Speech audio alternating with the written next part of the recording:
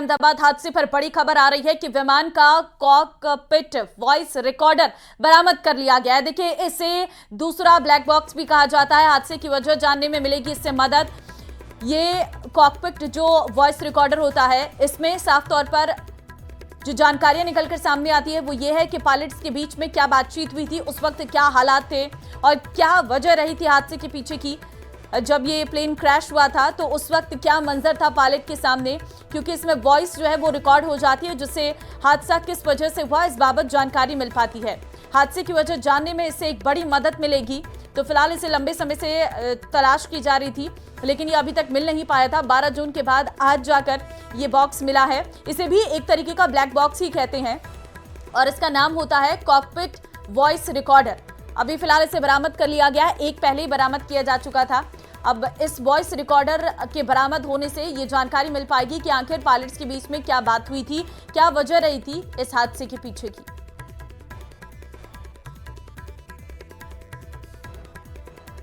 अहमदाबाद विमान हादसे में कई परिवार खत्म हो गए। कई परिवार अपनों को खोने के दर्द से जूझ रहे हैं। हादसे में जान गंवाने वालों के शव अब उनके परिवार वालों को भेजे जा रहे हैं, जिसमें राजस्थान की खुशबू, शगुन और शुभ के शव रविवार को डीएनए मिलान के बाद परिवार को सौंप दिए गए हैं। ये रिपोर्ट देखिए। इजराइल और ईरान का बड़ा हमला, बड़ी खबर आपको दे रहे हैं। इजराइल के होम फ्रंट ने यह हमला किया है। इजराइल के दक्षिणी हिस्से को निशाना यहां पर बनाया गया है। ईरान के हमले के बाद इजराइल में हाई अलर्ट घोषित कर दिया गया है। तो जानकारी इस वक्त आपको बड़ी दे रहे हैं, जहां पर इजराइल पर ईरान का बड़ा हमला देखने को मिला है। इजराइल के दक्षिणी हिस्से को यहां पर निशाना बनाया गया है और होम फ्रंट ने यह हमला किया है। तस्वीरें हमले की आपको हम दिखा रहे हैं। आप देखिए, आसमान में उड़ती है मिसाइलें जिस तरीके से नीचे गिर रही हैं, इसने कई इलाकों को तबाह कर दिया है पूरी तरीके से। ईरान के हमले के बाद इजराइल में हाई अलर्ट घोषित कर दिया गया है। जिस बात का पहले से अंदाजा लगाया जा रहा था, अब वही बातें सच साबित होती हुई नजर आ रही हैं। ये युद्ध कहीं ना कहीं बढ़ता जा रहा है और एक दूसरे पर मिसाइलों से अटैक लगातार जारी है। इजराइल के दक्षिणी हिस्से को यहां पर निशाना बनाया गया है। हालांकि इजराइल में पहले से ही हाई अलर्ट घोषित कर दिया गया है। ईरान के हमले के बाद इजराइल में हाई अलर्ट घोषित किया गया है। इजराइल के होम फ्रंट को निशाना बनाया गया है। तो बड़ी जानकारी इस वक्त आपको दे रहे हैं। इजराइल के होम फ्रंट ने यह हमला किया है।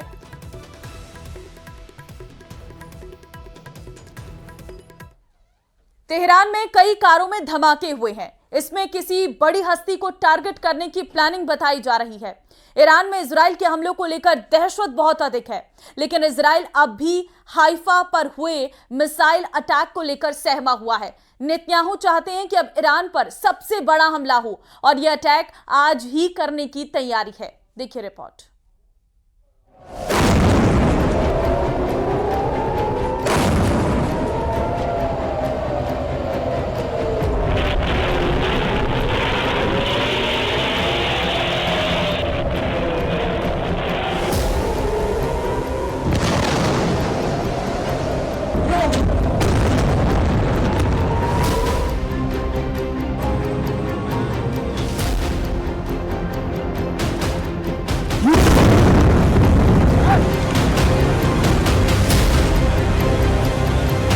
ईरान के मिसाइल उत्तरी इजराइल के हाइफा शहर पर गिर रही है। इस हमले ने इजराइल की तमाम मिसाइल डिफेंस वाली दीवार को तोड़कर चकनाचूर कर दिया है।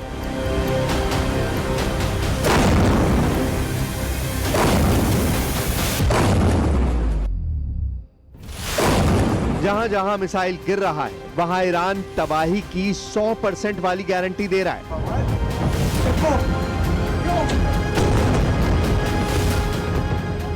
इस मिसाइल इंपैक्ट को देखिए। इसकी रफ्तार बता रही है कि ये ईरान की हज कासिम हाइपरसोनिक मिसाइल है, जो कमांडर कासिम सुलेमानी के नाम पर तैयार की गई है। हज कासिम की रफ्तार मैक 12 से भी ज्यादा है, यानी 15,000 किलोमीटर प्रति घंटा। एक बार फिर देखिए इसका हमला।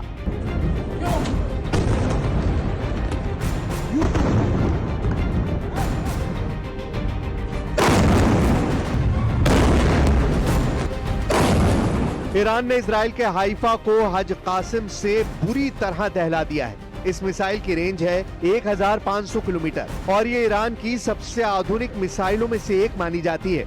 14 जून की रात को वही हुआ जिसका इजराइल को डर था। ईरान ने इजराइल के हमलों का फिर जवाब दिया। इस बार भी 100 से ज्यादा मिसाइल इजराइल की तरफ दागी गईं, लेकिन तेल अवीव को टारगेट करने के बाद इस बार निशाना इजराइल का हाइफा शहर रहा।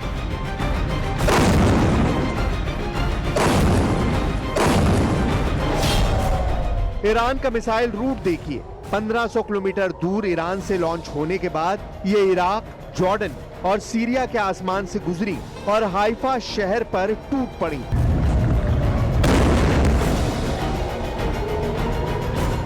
इन मिसाइलों को रोकना इजराइल के बस के बाहर साबित हुआ। जब ये मिसाइल लेबनान बॉर्डर के करीब से गुजर रही थी तो लोग इन्हें देख सकते थे। ऐसे कई वीडियो इस वक्त सोशल मीडिया पर वायरल हैं। लेबनान की जमीन से हाइफा की तरफ जाने वाली मिसाइल देखी जा सकती हैं। यही वो मिसाइल है जिन्होंने हाइफा में कोहराम मचाया है।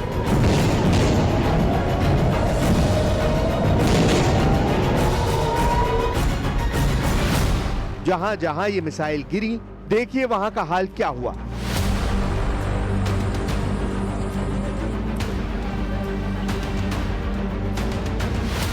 तेल अवीव के बाद हाइफा इजराइल का सबसे अहम शहर माना जाता है और यहाँ गिरी ईरान की मिसाइलों ने साबित कर दिया है कि इजराइल का चप्पा चप्पा खामनेई की रेंज में है।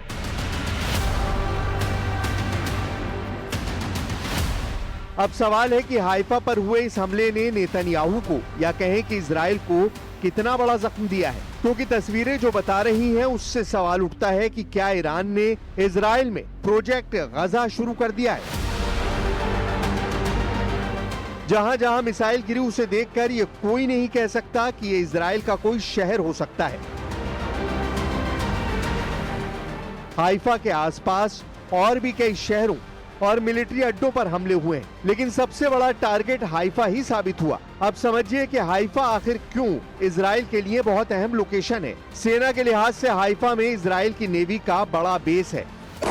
यहीं से पूरे भूमध्य सागर में इजरायली नेवी अपने मिशन लॉन्च करती है, लेकिन यहाँ इजराइल की सेना नहीं, उसका आर्थिक स्तंभ टारगेट पर रहा, क्योंकि हाइफा की इजराइल की अर्थव्यवस्था में अहम जगह है। हाइफा को इजराइल का इकोनॉमिक पावर हाउस माना जाता है, या कहें कि ये इजराइल की आर्थिक राजधानी कही जाती है। 3.5 लाख की आबादी वाला शहर हाइफा भूमध्य सागर के पूर्वी छोर पर है। ये एक पोर्ट सिटी है और यहाँ के बंदरगाह से इजराइल का 60% कंटेनर ट्रैफिक गुजरता है और यहाँ से 3 करोड़ टन कार्गो हर साल हैंडल किया जाता है। यहीं से यूरोप से लेकर अमेरिका और दुनिया के कई हिस्सों तक इजराइल व्यापार करता है। यही इजराइल का सबसे बड़ा हाईटेक पार्क है, यानी यहाँ टेक्नोलॉजी सेक्टर है। हाइफा को इजराइल का औद्योगिक हब कहा जाता है। यहीं से पूरे इजराइल का बिजनेस चलता है। ईरान ने हाइफा शहर पर हमला कर इजराइल को बड़ी आर्थिक रूप से चोट पहुंचाने की कोशिश की है, लेकिन इस हमले में नेतन्याहू और बौखला गए हैं और उन्होंने ईरान को इस हमले का गंभीर परिणाम भुगतने की चेतावनी दी है।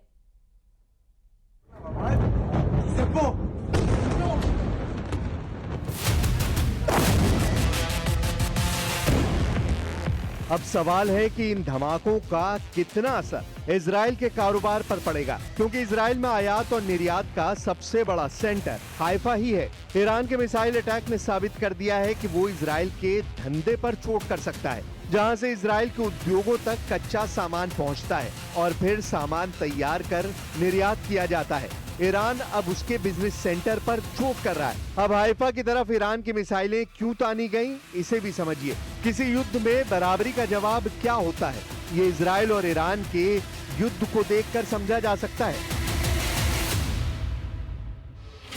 13 जून को सबसे पहले इजराइल ने ईरान पर हमला किया, उसकी मिलिट्री लीडरशिप को खत्म कर दिया। बड़े बड़े सैन्य कमांडर और वैज्ञानिकों समेत 100 से ज्यादा लोगों की मौत हुई। इसका बदला ईरान ने 13 जून की रात में ही तेल अवीव में लिया, जहां इजराइल के रक्षा मंत्रालय पर मिसाइल गिरी। इसके अलावा ईरान ने इजराइल के कई मिलिट्री बेस पर मिसाइल बरसाई। 14 जून को इजराइल ने ईरान के तेल ठिकानों पर हमला किया। बंदर अब्बास समेत कई पोर्ट टारगेट किए गए। ईरान ने इसका जवाब 14 जून की रात को ही दिया और इजराइल की आर्थिक राजधानी हाइफा पर ऐसी मिसाइल बरसाई जिनके वीडियो देखकर नेतन्याहू और उनके कमांडर हैरान हैं।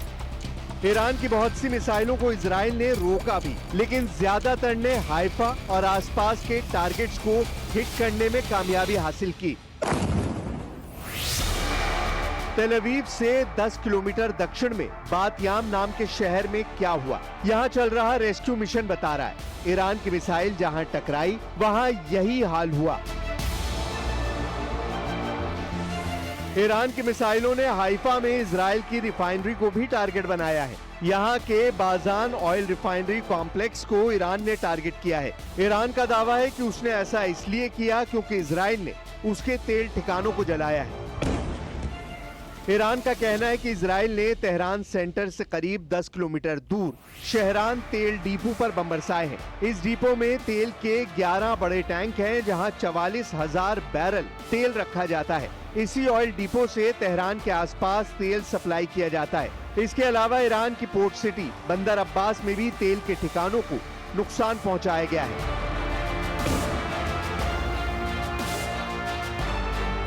यानी इजराइल ने जब ईरान के तेल ठिकानों को टारगेट किया तो इसका बदला ईरान ने हाइफा में लिया। और जब हज कासिम जैसी मिसाइलों का इस्तेमाल हुआ तब इजराइल को भी लग रहा है कि अब तो अमेरिका की सीधी मदद देनी पड़ेगी। लेकिन अमेरिका ने साफ कर दिया है कि ईरान पर हुए हमलों में वो शामिल नहीं है। ट्रंप के इस दावे को ईरान ने खारिज कर दिया है।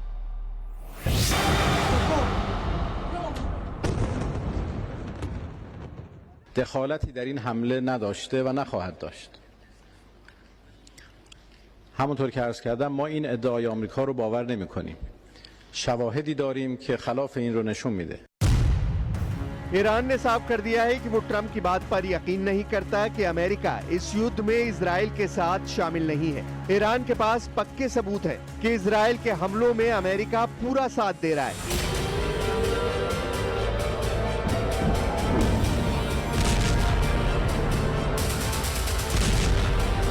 ईरान को शक इसलिए है क्योंकि अमेरिका लगातार इजराइल की मदद करता आया है, फिर चाहे वो इंटेलिजेंस हो, डिप्लोमेटिक मदद हो या फिर हथियारों वाली मदद। क्योंकि इजराइल ने अब तक जो बड़े हमले किए हैं उसमें सिर्फ और सिर्फ मेड इन अमेरिका हथियारों का इस्तेमाल किया गया है।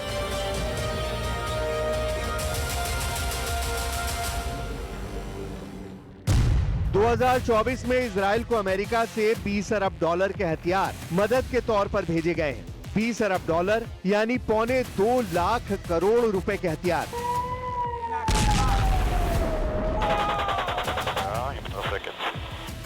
صراحتاً و علناً اعلام بکنن.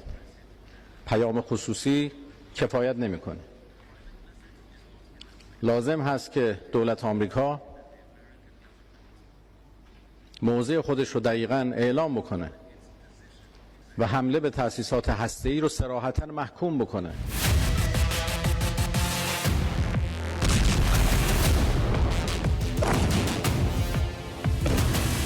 ईरान को अब इजराइल के हमले का इंतजार है। ईरान को भी मालूम है कि इजराइल का अगला हमला उसके सबसे सुरक्षित ठिकानों पर हो सकता है और डर ये भी है कि ईरान के सुप्रीम लीडर अली खामनेई को भी निशाना बनाया जाए। ये डर इसलिए जायज है क्योंकि इजराइल ने 13 जून को ही इस युद्ध की शुरुआत की। तब ईरान के तमाम मिलिट्री लीडरशिप को मोसाद के हमलों में खत्म कर दिया गया।